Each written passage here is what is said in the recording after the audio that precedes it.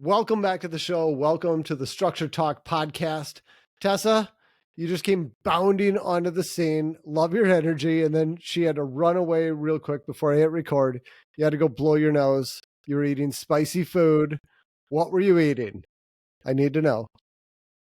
Yes, we are recording a little earlier than we normally do. I saw your text last minute, and so I hadn't eaten yet, and I was starving. So I just snarfed down some of this like wild rice chicken soup that I made. But I put some pepper flakes and some Old Bay seasoning in there, and I made it spicy, and it's good. It's like a good fall soup. It's got mushrooms and kale and carrots and onions and celery and it's Oh, creamy. You put coconut milk in at the end with the yeah. kale, so it's kind of Yeah. rich and creamy, and it's so good.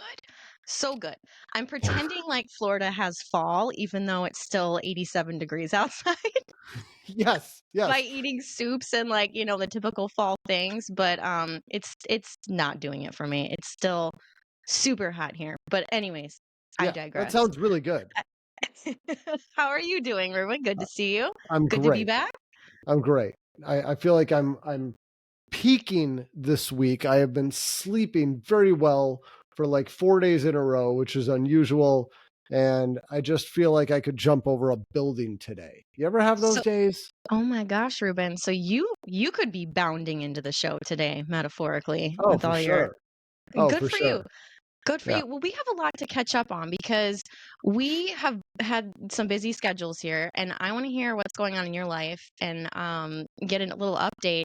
But we haven't had a podcast every week for a while, and the last one we did, we had a guest on, so we didn't get Yeah. a chance to catch up. Yeah. Yeah, we haven't done much. Well, let's start out with a quick shout out to our show sponsors, IEB, Inspector Empire Builder, a group that I've been a member of for, I don't know, 5, 6 years now. It's been quite a while. I mean, it's pre-COVID, so whatever that was, it's been a while. Mhm. The latest thing to talk about right now is that IEB is having their fall mastermind coming up. That is going to be on November 4th and 5th in Palm Harbor, Florida. And the focus is planning for 2026. They're saying lock in your 2026 plans in 2 days. What great inspection companies are focusing on now. And it's going to be a 2 day owner focused planning intensive with keynote content and facilitated masterminds. So it's all about getting your plans down for next year. And again, that is happening November 4th and 5th in Palm Harbor, Florida. If you're interested, we will have a link to IEB in our show notes. So, love those guys at IEB. Check. All right. So, Tess, okay, what's going on right now? Back it up. Back it up. So let's see. Okay, it is currently the beginning of October. Um, I've been traveling a lot the last month or so, month and a half, it feels like, and went to a couple conferences that were really interesting. So Yeah. I won't take up much time here, but Oh, come the one, on. I want to what hear the about them. well, we actually have probably a show to get to instead of just hearing me blabber about these conferences. That's the show today. We're gonna blabber about this kind of stuff today, Tess. It's Okay, well, fine. this will be a catch-up show. So the first conference that I went to was in New Orleans, and it was Inspection Fuel. Yep, we And talked my about first that. time going to it, yeah. Have you been to it before? Yes, yes, I presented a few years ago. Melinda and Okay. I went together, and I was Okay. one of the presenters. And it was in Vegas when we did it. It was in It was right Vegas. on Okay. Fremont Street. Wow. It was Okay. at the Golden Nugget, I think, on Fremont Street. So you didn't have any fun while you were there. None whatsoever. I did get out and explore New Orleans on the last day a little bit, and that was fun because I mean, when you're in New Orleans, you have to get out. You have to taste You the have to. food. You have to walk around. I love walking through the Garden District and looking at all the beautiful architecture and checking out the little shops and just grazing along the way. So that was nice. But going back to this conference, my my takeaways from this, it was very interesting. So I was speaking there about building science and how to integrate building science and home inspection. Why I think it's important that home inspectors start thinking about the house as a system when we're inspecting, and it's not just a simple checking the boxes for these defects, but it's taking a step back, looking at the big picture, and sometimes digging a little bit deeper and being able to identify these potential red flags that could be pointing to bigger issues so that you can catch some of these things that may not be a quick little defect on your checkbox, but could be something else going on, like water, concealed water damage, water intrusion, mold, rot, air quality issues that create health problems and safety issues. So that was my presentation, and I had a lot of case studies and stuff to go through with people. But what I found is that it feels like home inspectors, from when I was presenting this, like, a few years ago, and before I kind of got into, into this circle of conferences, like building science was still is kind of this like scary subject. I think a lot of people feel intimidated about. You do a really good job talking about it, Reuben, and there are people out there that talk about it, but it seems like, you've got the building science world with the building scientists, and then you've got the home inspector world. And there's I feel like just starting to bridge this gap, more and more home inspectors are curious about it and want to know more about it.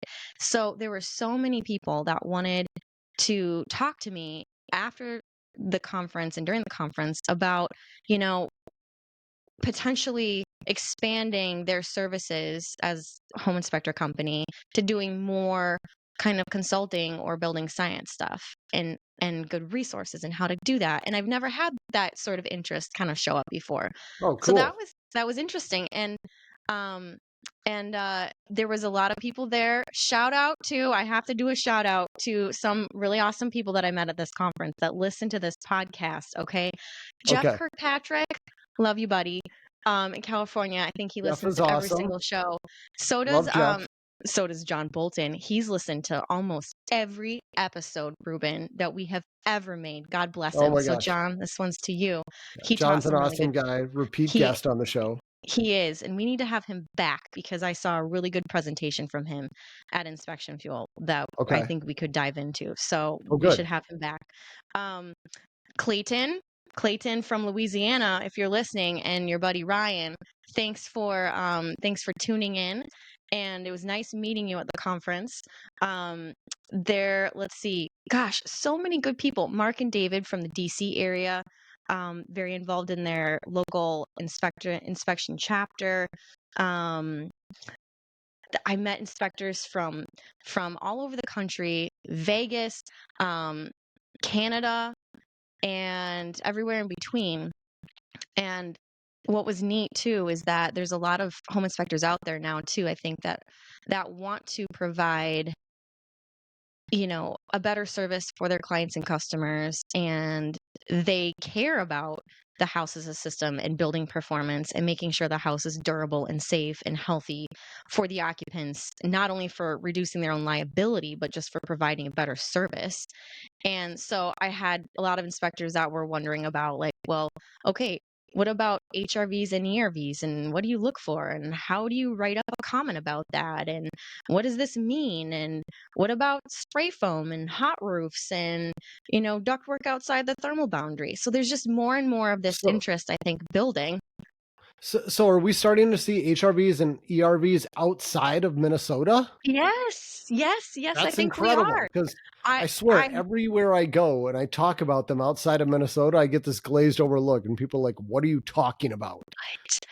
Well, I think what's happening is, yeah, more builders are building more airtight houses, and they're putting in these air exchanger systems, Yeah. um and because they're required to. But I think what's happening is nobody knows what they're doing, both the installers and also the inspectors. So we've got some work to do, but just the curiosity's out there, and I appreciate all the home inspectors that are trying to learn more, trying to educate themselves, and getting outside of their comfort zone, trying to talk about these things. So that was really cool, and I think Inspection Fuel will be doing more stuff on building science at the next conference, is Okay. what I heard from me. So we'll see. Stay Okay. tuned. Yeah. So Very exciting. it was very cool. Yeah, and I got to talk to a lot of home inspectors from Louisiana while I was down there too, and and reunite with some friends that we met through when I was with Structure Tech Reuben, and we met them at Inspection Empire Builder, IAB, at some different events. Yep. So Bill, shout out to Bill too. Um, so anyways, that was a fun experience for me, and I learned a lot actually from going to that conference. And then also I was at a another conference in St. Paul after that. Um, that was a different world. So it was EBA, um, which I was gonna. This is so funny. They've changed what it stands for so many times that I have to look. So it's a whole. It's called Energy and Environmental Building Alliance, and they specialize in high performance building. And a lot of the attendees are contractors and builders that go to this, but there's also like energy raters and people that do blower door testing and consulting in that kind of energy efficiency world. So that was a completely different audience, and I got to meet a lot of really cool builders from around the country that are trying to build high performance homes and are building high performance homes. And I got to chat with some of the, kind of some really talented, skilled building scientists too.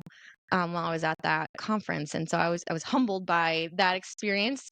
And little teaser, I've talked to you about this, Reuben, but Yeah. I want to just let our listeners know we're going to do a little series coming up where we interview some different builders from around the country that are doing this high performance building and learn more about their business and the challenges they face and how they're doing it and how they're navigating it, things they've learned.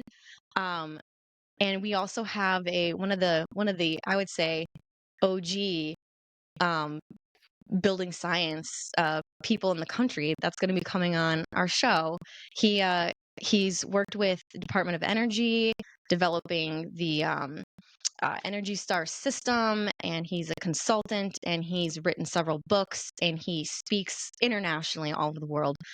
So I am super excited to have him on and kickstart this little series we're going to do talking about high performance homes and building and the direction that this country is headed in. Yes. So And you've got yeses from all of them. We've got the dates on the calendar. These are happening. it's happening. It's Yeah. happening. Yeah. Yeah. Yeah. I So can't wait. I'm super excited about that. Yeah. Sweet. Sweet. It's exciting stuff, Tess. Very exciting. Yeah. Yeah. Yeah. So, and then I'll be doing some more conferences coming up, working with the Energy Conservatory too, and meeting more contractors from around the country and hearing what their challenges are, and hopefully providing more education for them as well on how to build higher performance homes through testing and using, a lot of the tools that the Energy Conservatory creates out of Minneapolis. They build blower doors, duct blasters, true flow grids. They've got apps that help contractors figure out how to diagnose performance issues with duct work or airflow or other HVAC systems, ventilation, and how to make the homes perform better. So I'm going to be kind of diving into that world next a little bit, which should be also pretty interesting. So Man, you are busy. You got so much stuff going on, Tess. So many it's fun. directions. It's very fun, and I still try and make time for my house coach clients in Minnesota, which I'm working with both kind of contractors and homeowners, and we'll see where that goes too. So it's the Love it. you know what? I feel like there's such a need from all of the different kind of arenas I'm seeing, from home inspectors, from builders, from contractors, from air sealing specialists. They all know their little part, and they realize that there's more to the puzzle than just their little piece when it comes to home performance and making a house work and not having issues with it. And they are just so hungry for more information. Yeah. So I feel like kind of I'm in this I'm on this precipice where it's building science has been around for a while, but it's starting more and more contractors and people that didn't used to care are starting to care now. Is what it Yeah. feels like to me. Now, people that have been in this industry for decades would probably say something different, but that's my viewpoint. It's starting to become more mainstream and more widely understood. I mean, it's like everybody Agreed. understands plumbing, carpentry, Yeah. electrical. Everybody gets that. Yeah. But then you talk about building science and it's like, huh? What? What? But Yeah. it's changing. Yeah, It's it not like is. this secret society anymore. It is. Yeah, and it's understanding that the house is a system of all these different, integrated parts, and when you change one thing, you can impact another, and you have to understand how they all work together or don't work together to create Yeah. problems. Yeah. So, Yeah. yeah, Really it's very good. cool. Yeah, yeah. Sweet. Um, so anyways, okay, that's enough about me, Reuben. How about you? What's new with you? What have you been up to? What's going on in your life? Well, you know what? It's been a lot of personal stuff, really. I mean, it's like my daughter started doing tennis, and that was a Oh, bit. Well, she's done now, but she did tennis for the first time, and that was a big time commitment.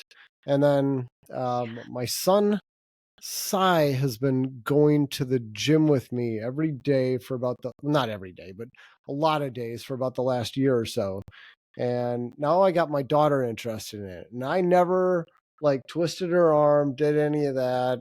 There was no cajoling. It was just, I want to start going with you because she sees her brother and like he's getting defined. And she's getting like, ripped. yeah, pretty much.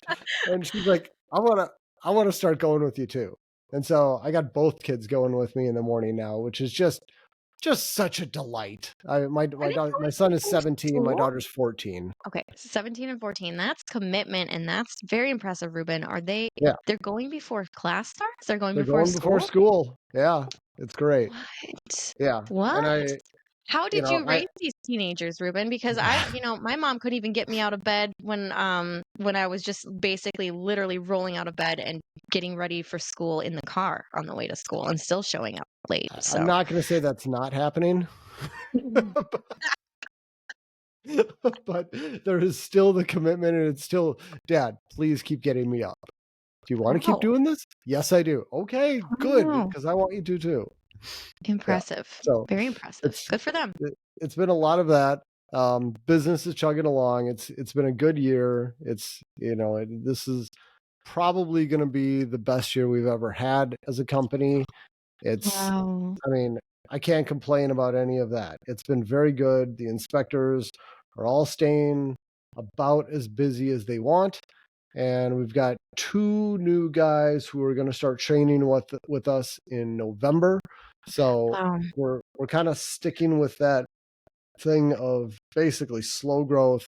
The goal is to add two home inspectors every year, and that's what we want to stick with. We found doing more than that starts to get really challenging, Yeah. and doing less than that, you get people who get hurt or people who move or Yeah. retire or whatever. It's just you need enough to keep up with attrition, Yeah. and it feels like two is a good number. So we Hmm. found two people that I think are going to be fantastic, and I'm looking Awesome. forward to. I mean, I kind of am looking forward to doing classroom training with them starting about a month from now. I mean, it's a grind. It's long days because It is. It's you did the it. Structure Tech Academy is no joke, people. So we've It's talked no about it on this joke. podcast before, but it is no joke. When I got hired, there was not a quote Structure Tech Academy, but No. there was a bunch of readings you told me I needed to do, Yeah. and you were not kidding.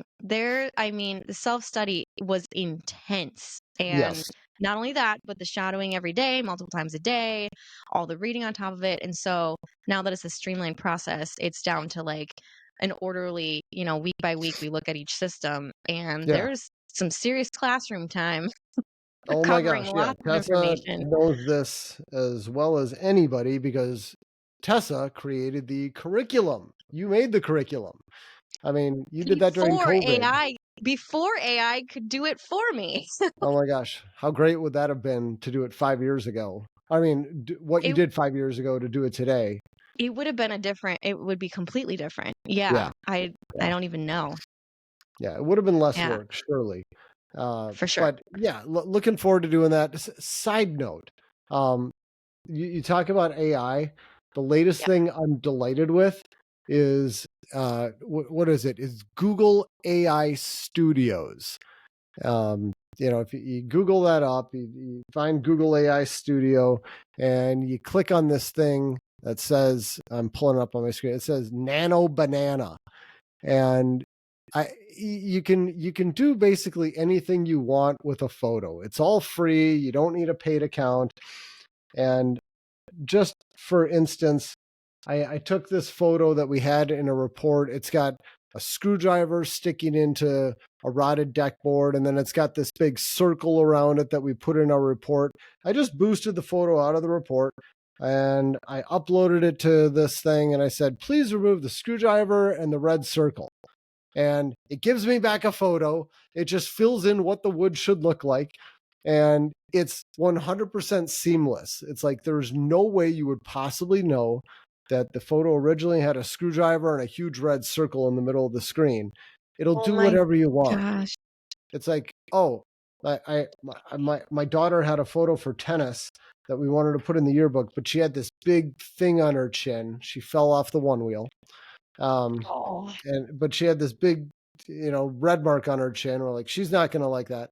I used AI. I said, please remove the big red thing on the girl's chin, and it just gives back a photo that's perfect. It's like you don't Oh, need to know Photoshop anymore. You just Photoshop's a tell pain in the AI what ass. you want it to do with your photos, and it's perfect. Wow. So Wow. Wow. How are you integrating that into your business, Reuben? I haven't totally figured out how, but I mean, I did use it the other day. One of our inspectors took a photo of a center island. And the center island, Tessa, it was made out of a closet organizer. It's super thin particle board, like Yeah. what you'd put in a closet. They took that and then they put a big old heavy granite countertop on top of it. And they're like, there's your center island. And, yeah, yeah, face palm. You're just going, Oh, what are we no. doing? And I wanted Yeah. to share it, but you can clearly figure out what kitchen it is. It's all, decorated. And it's like, we don't share photos on our Facebook page where you can really identify where it is. And it's Yeah. like you're criticizing somebody's house. They got to be Yeah. more anonymous. Yeah. And so this was just, it's not a photo that I would ever use, but I thought AI could help me use this.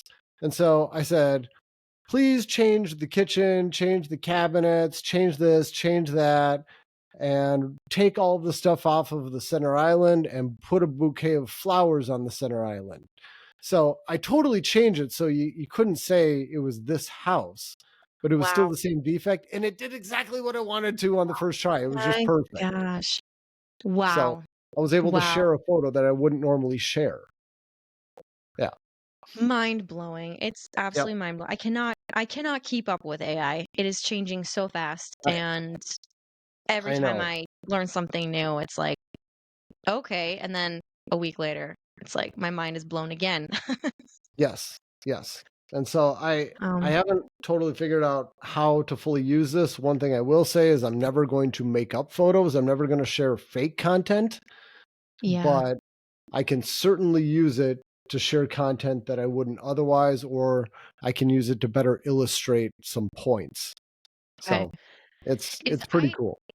does IEB talk about ways to integrate AI into your business to help it run more efficiently, Oh smoothly, man, that should marketing, be a all of that? selling point I should have at the Okay. beginning of one of the shows. IEB is now doing an AI call once a month where that's the only thing we're doing Wow. is we're spending an hour with some people who are sharing what they're doing with AI to integrate it into their business. There are home inspectors. I'm not ready to do this yet, but there's people who have AI bots, I don't know how else to say it, answering the phone during off hours. And they can have full conversations with people. And it's like you're talking to a person. I mean, you would hardly Wow. know it. And they don't try to hide it. I mean, they tell people up front, they said it's important. You got to let people know they're talking to an AI bot. Wow. But Wow. they're actually using this, and I don't think we're ready for it. The technology is not ready for me to start using it yet, but I'm guessing within the next year it will be. So, I mean, yeah, that's one of the things IEB is doing, is just coaching home inspectors on how they can integrate this stuff into their business. And that's just one little example of some of the ideas I've gotten. Does that mean, like, there won't be a need for people answering the phones anymore in a year? Is that what you're saying? I really doubt it. Really doubt it. I think it'll mean that we won't have a need for an answering machine. Okay. We won't need to have somewhere where people leave us voicemails. We can have an automated assistant figure all of this stuff out. Yeah. And if they do need a call back from somebody, we'll have them take care of that. But It yeah, strikes me, it's like, this AI is so vast and it's changing so quickly, and just the capabilities that it provide like that it can offer for making a business more efficient or growing it is mind-boggling, and you almost need to hire like a consultant who understands all of it, who can help guide a company into saying, okay, like they understand your systems and they say, okay, let's integrate this type of AI, this program, this system here, and let's integrate this AI here. And just almost, someone who, because I feel like I'm still hearing about it through conferences and stuff. And, there are people that understand it a little bit for like marketing and social media.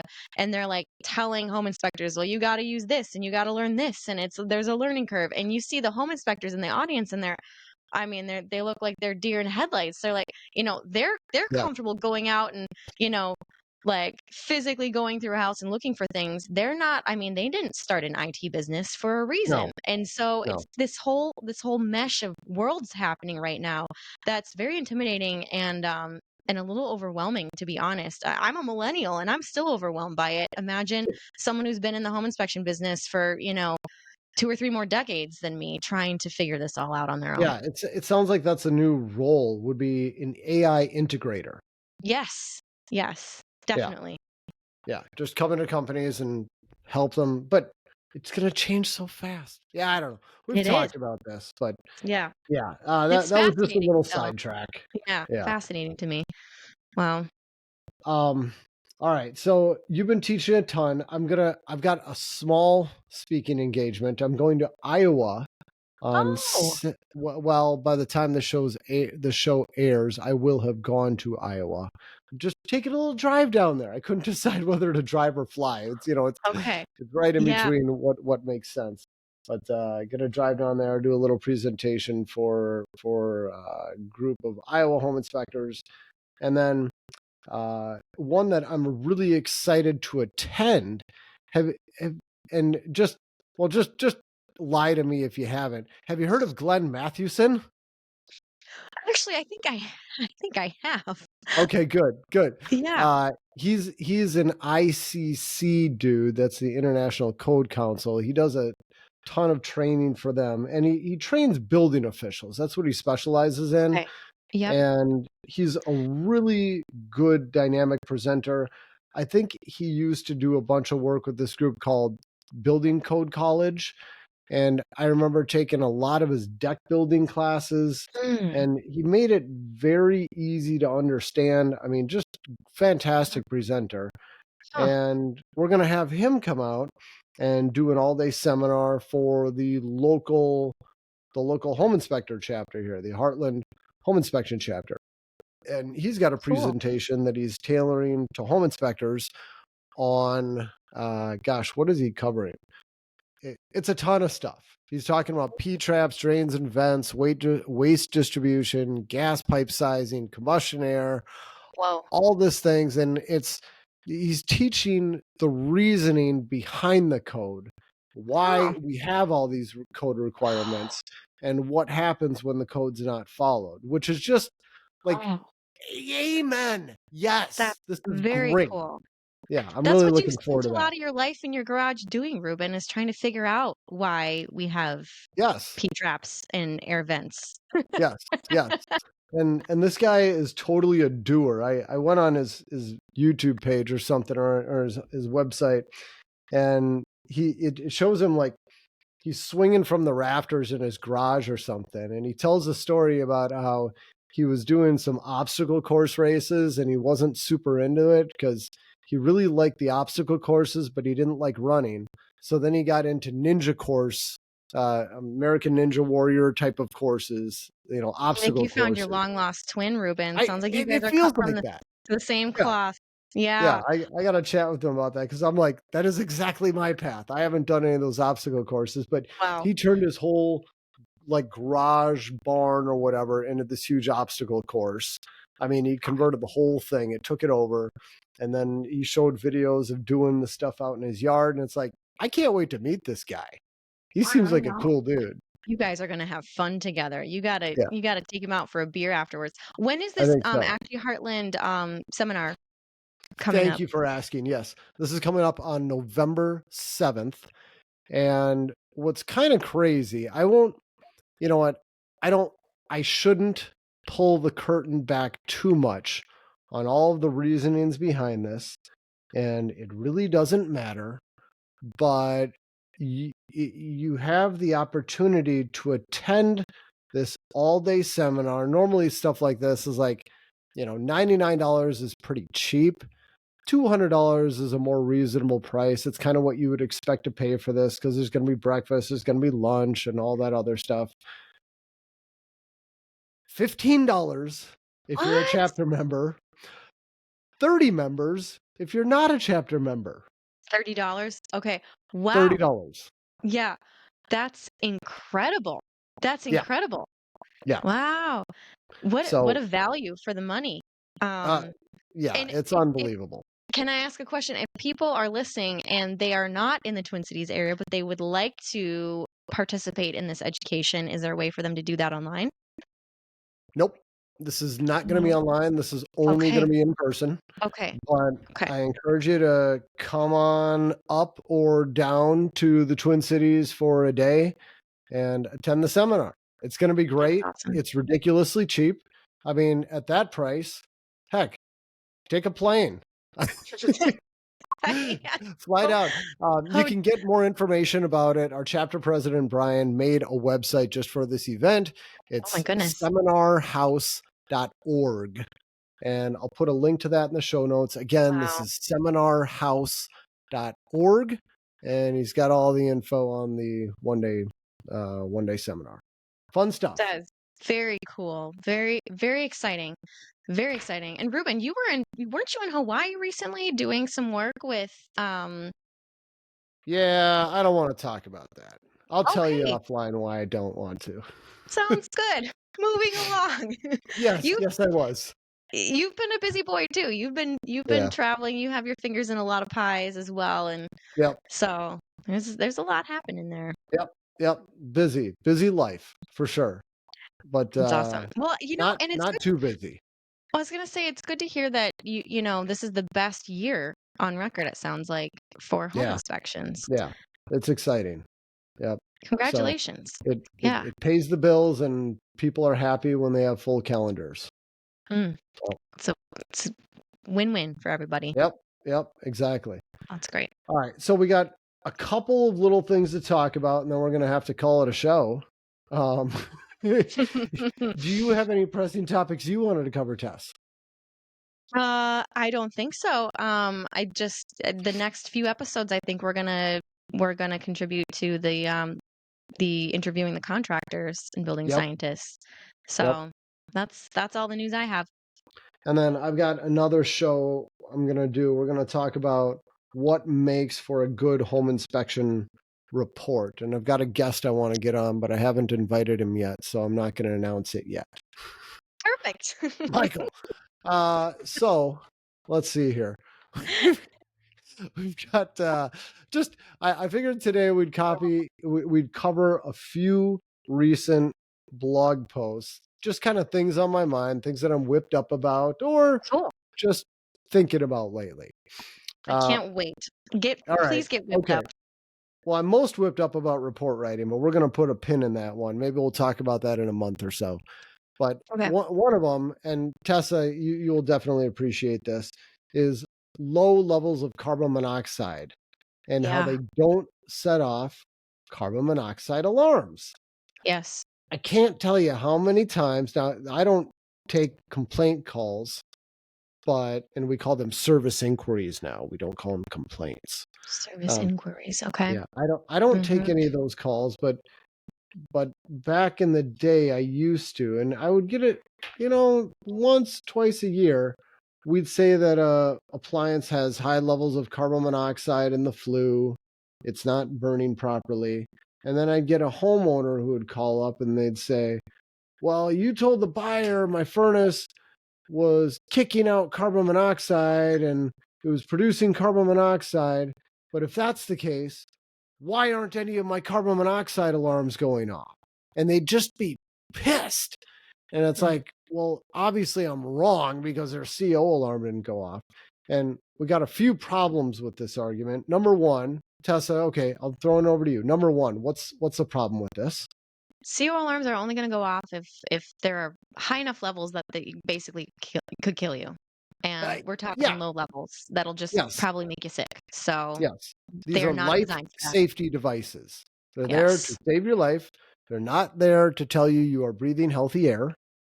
Right. Number two, what we tell our clients, what we tell the agents, what we put in the report is that the appliance is producing a high level of carbon monoxide. It's going up the vent and out of the house. It's not actually coming in the air, but still it's not safe. We're not telling people it's in the air.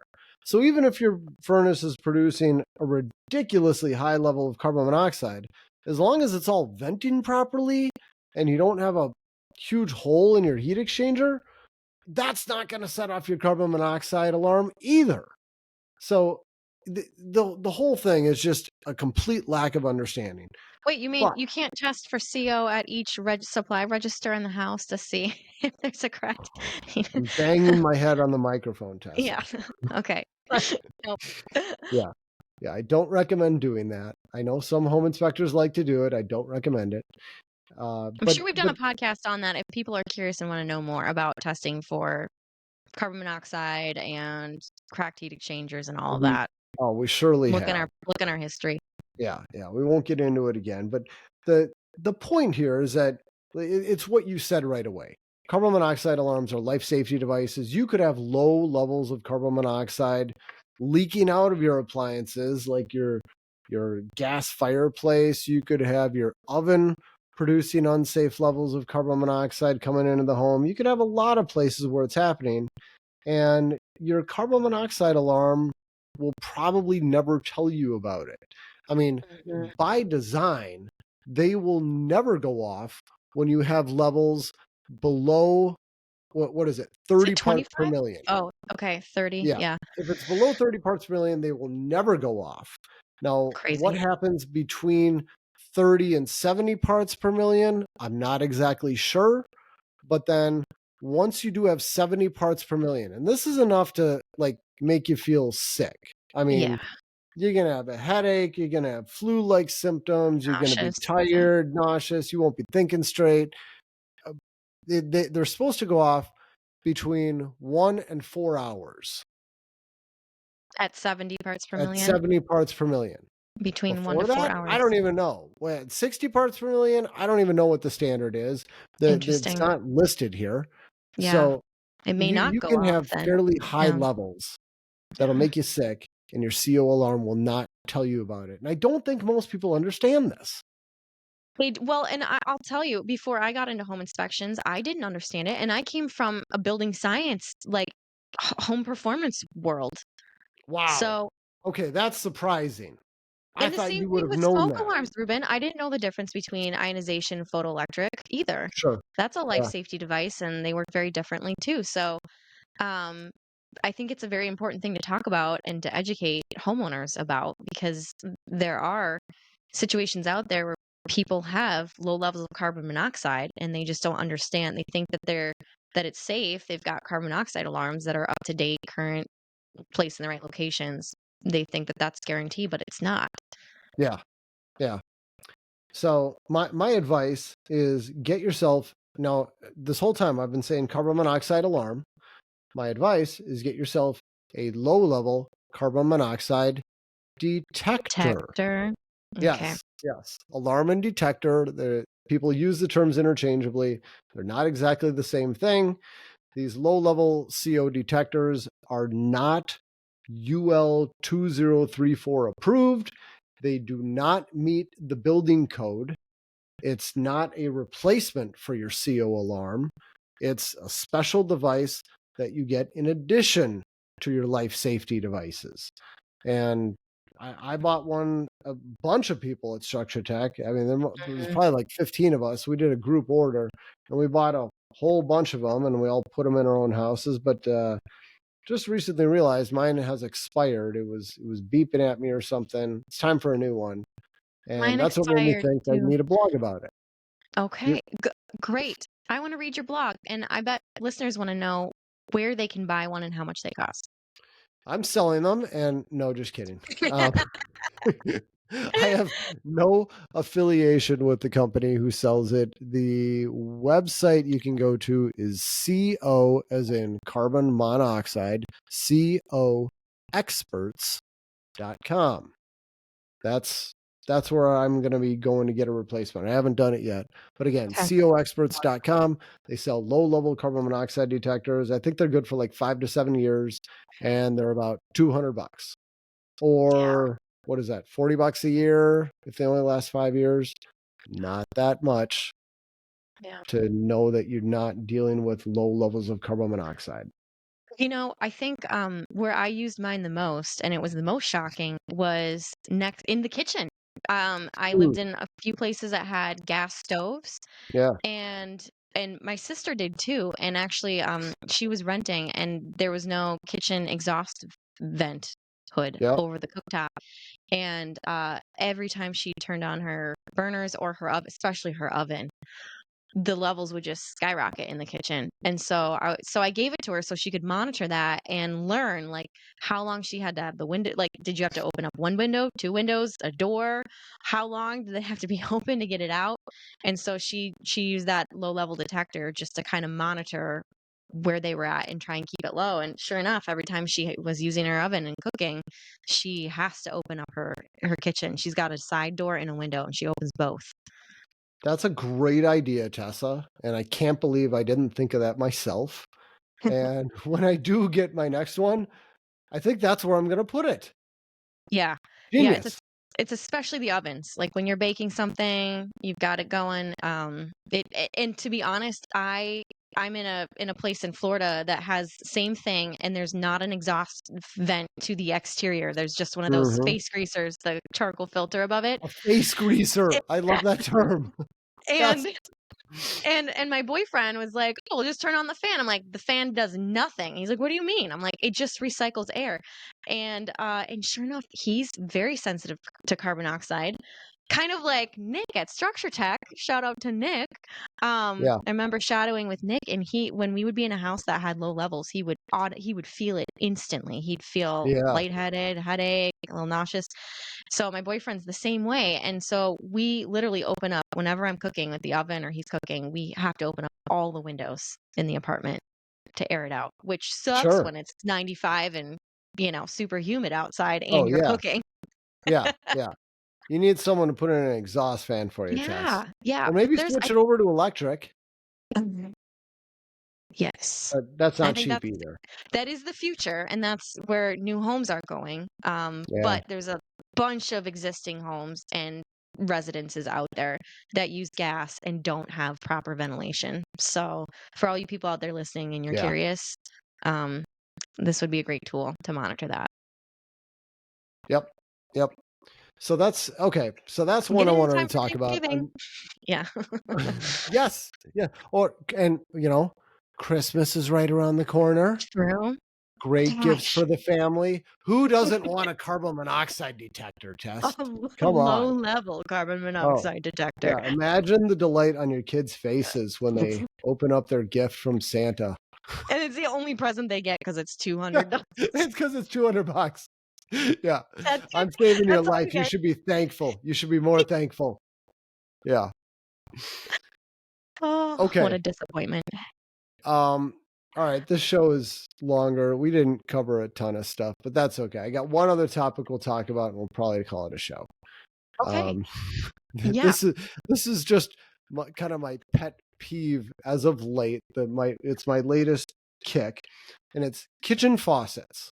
Now you know the standard convention for any faucet: hot is on the left, cold is on the right.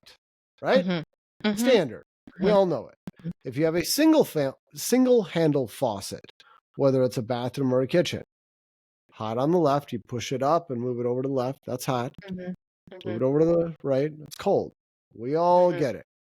But now we got these new faucets that don't have the handle coming right off the top. They actually got the spout that goes straight up and it curves over. It's got this gooseneck and it comes down. And then the handle is on the side of the faucet.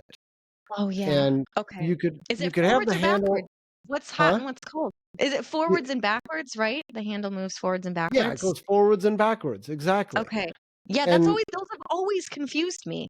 yeah, so which is hot and which is cold, Tess? I That's the I've question. I've experienced both in equal parts, I think. That's why I'm so confused. Yeah, I've done the research. It is exactly a 50-50 split. No, I haven't Okay. really done the research, but Yeah. I mean, Yeah, informal that seems right. research. Every house Yeah, I go to, it's it's different. flip a coin. Yeah. Yeah. Yep. Yep. So this is what I'm upset about, Tess. This is it right here. That's the whole issue. Oh, Why don't we that's it. have a Okay. standard and what should it be? What should it be? Wait, is this okay? You're now I'm gonna have to go read your blog. Good job, Reuben. That was good clickbait. Yes, thank you. Thank you. I have to That know. I have to know. What That's is a the blog correct post from about a month ago on September 9th. All right, okay, I have an answer. Doesn't mean I'm right, but I have an opinion nonetheless.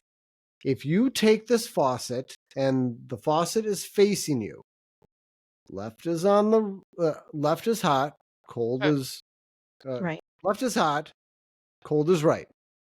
If Mhm. you take that faucet and you rotate the whole assembly 90 degrees, it means that the handle is going to be on the right side, which it always is.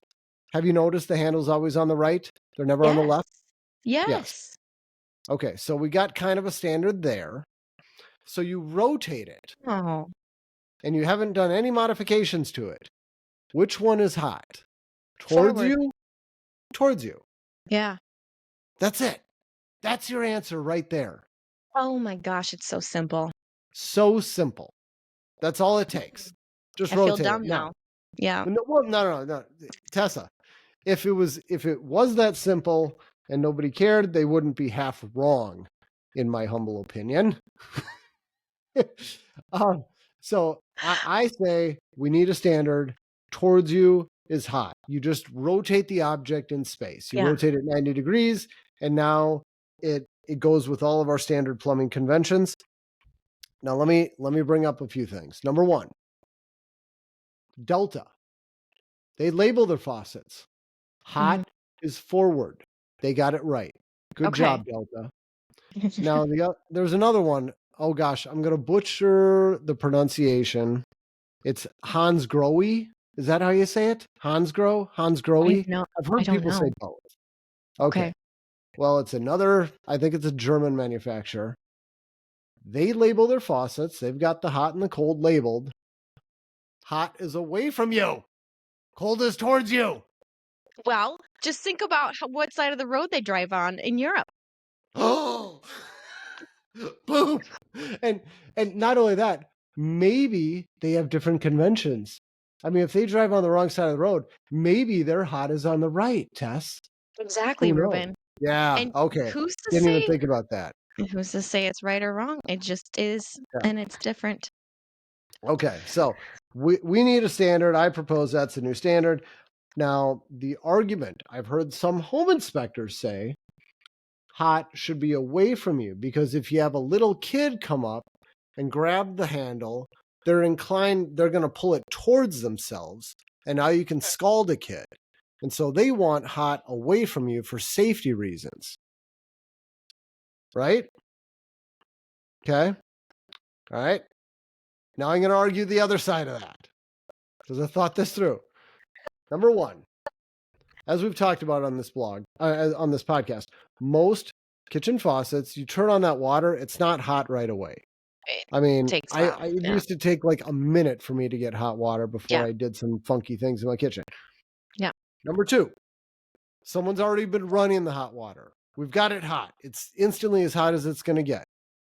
You shouldn't have your water heater set high enough where it's going to instantly scald anybody anyways. So that shouldn't even be an issue. Keep your I'm water at a safe temperature. I'm with you on all these arguments, Reuben. Yes. And finally, number 3, I think this is the most important one. I've got a niece who is just old enough, or just tall enough to reach the faucet. Actually, she can't quite reach it. It's like even if she gets on her tiptoes and reaches over, she can't quite reach the handle. She would need a step stool to get there. Yeah. And she's 4. She's plenty old enough to not To know. reach up and have water turn on onto her arm. Once you're Yeah. big enough to actually reach up and grab that handle, you Yeah. have all the mental abilities to not instantly scald yourself. The Yeah. instant scalding would be like for a toddler who's Yeah. never going to be able to reach it. So, Yeah. if you ask me, none of these arguments, am I going to do it? Hold water. All right. Okay, sure, that's it. All right. Show's over. I was Reuben, like, how cheesy can I get here? You All right. should have been an attorney. That was well thought out arguments, Okay. sir. I agree All with right. all of Thank you. them. And yes, I think there should be some standardization across the board. And Yeah. you know, this just makes me it's maddening. It's maddening. Yeah, and you're gonna be bugged every time you see it wrong from now on. Wrong. Yeah. Wrong. Quote unquote. Yeah. Yes, exactly. Okay. Oh, that's good. That's good. That's how I'm saving the world right now, Tess. One faucet at a time. Yeah. Well, thanks for your deep dive research into that and your, and all of your deep thinking on the arguments. I agree with you. I 100% agree with you. Yes. All right. We need some For the consistency listeners out out there. there, I Yeah. know there's going to be people who totally disagree because, of course, I post this and I get people, they're mad. They're like, People get no, whipped up. here's why, blah, blah, blah. So if you have other thoughts, you are welcome to share them with us. You can email us and I'll read your thoughts on the air, and I will be very respectful of them. You can email us at podcast@structuretech.com. Again, podcast@structuretech.com.